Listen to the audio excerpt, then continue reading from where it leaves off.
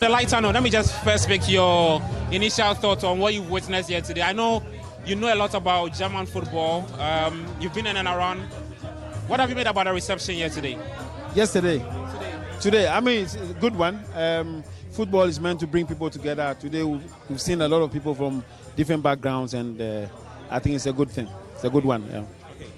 Talk to us. What have you been up to? I mean, it's been a while. We saw you in around. What have you been up to? What are you looking up to bring that safe? Getting back into coaching. I'm still in coaching. What is important is that I'm learning within the football circle a lot of things, and so I am good. I'm very, very happy for what I've done for myself, and of course the knowledge that I've acquired as a coach. Now learning a bit of technical director job and all that. So I am happy. I'm okay. I'm good. Okay. Let's talk about Black Stars. I mean, that's what everybody loves. What have you made about the first two matches? I mean, under Coach Otto Addo? I think it's very, very hopeful. I saw the match against Mali. It's an away match, and the way we played was solid. I was very, very happy with our attacking line, the way we played, the way we soaked them, and then of course attack, in a counter-attack situations. So it looks very, very hopeful. The second match, we saw our team scored 3 goals. I think it's been a while that we scored set goals, 3 goals. So we need to appreciate it. Of course, there are things that coach himself made mention of it that they have to improve in that area, and which I think for a coach, I understand, and I think the future is very, very hopeful. People have clamored, Ghanaians have clamored for a local coach to always be given the nod. You've come in, Coach Otto Addo has come in. He's the first coach to be handed a long-term contract. It means that the FA are looking at the long term, not just the short term.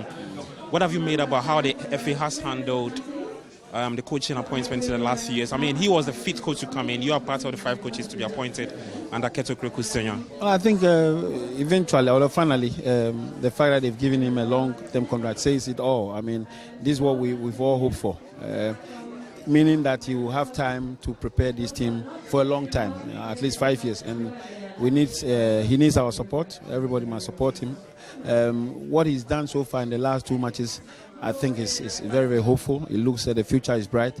We need to support him, and of course, whatever he believes is wrong, he believes is right, we need to support him to do it. The team is a very young squad. The average age, the last time I checked, was about 25.6 years old. Kudus, Enes Nyoma, Fatai Saku, Kamaldeen Sulemana, these are youngsters. I mean, especially with Kudus' form. People are saying that the team needs to be built around him. I don't know what you think. Well, I mean, he's our star. We can't argue about that. He is our star. He is a person making waves for us as far as Ghana soccer is concerned. Ghana is concerned. He's the one who is making the name for us, and so there's nothing wrong with that. However, it's up to the coach to know exactly what he wants to do. He's a good player, a young chap who has developed from the youth to this level, and so we should be happy to have somebody like him. Let's talk about the World Cup qualification series. A very, very long process. You just need to top your group. 9 groups and 9 countries represent Africa. Looking at how Ghana has started, how key will it be for Otto Addo to guide his team and qualify for 2026 in USA, Canada and Mexico? Well, I think it's key, but it's a long journey, So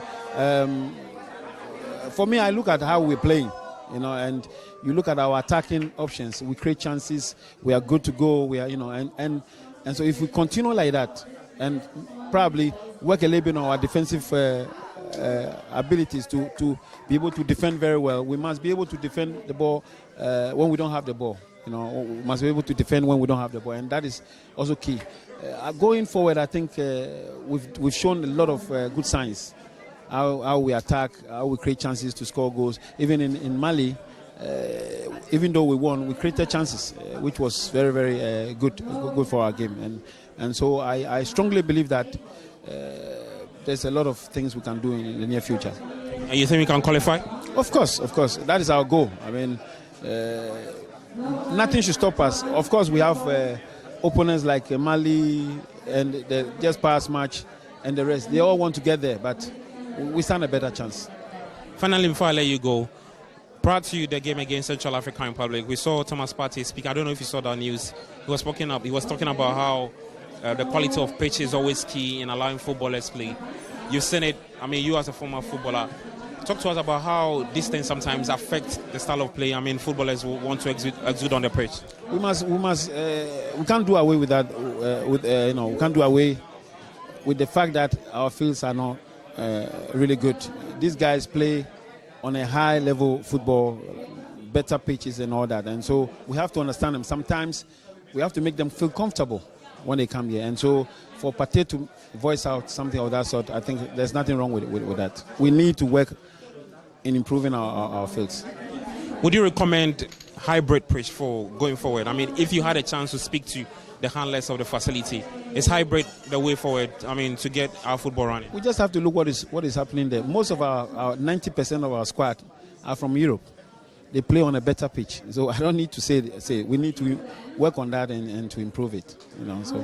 Thank you so much, Coach.